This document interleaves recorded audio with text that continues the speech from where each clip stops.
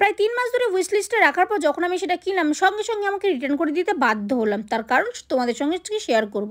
তো ফ্লিপকার্ট থেকে কয়েকদিন আগে আমি একটা দুল কিনেছিলাম, আর এই দুলটা দেখতে যেরকম সুন্দর ছিল ভেবেছিলাম পরেও হয়তো আমাকে সুন্দর লাগবে, কিন্তু সত্যি কথা বলতে দেখতে ভালো হলে কী হবে, আমার পরে একদমই মানাচ্ছিল না। তাই সঙ্গে সঙ্গে আমি রিটার্ন করে দিয়েছিলাম, আর আমার একদমই ভালো লাগছিল না। বেকার বলো তো, শোকেসে শোপিস করে রেখে লাভ আছে? তার থেকে ভালো রিটার্নই করে দিই। তারপরে আমার একটা ঘড়ি এসেছিলো জোকার অ্যান্ড ওয়াচের। আগের বছর জন্মদিনে আমি একটা গিফট পেয়েছিলাম ঘড়িটা, সেটা আমার আন্টি আমার কাকিমা দুজনেরই ভীষণ পছন্দ হয়েছে, তাই নিজেদের জন্য তারাও একটা অর্ডার করে ফেলো।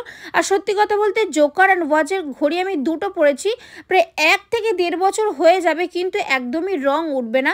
আমি একটা ওয়াচ ইউজ করছি প্রায় 3 বছর মতো হয়ে গেছে, এখন অবধি রং ঠিকঠাকই আছে।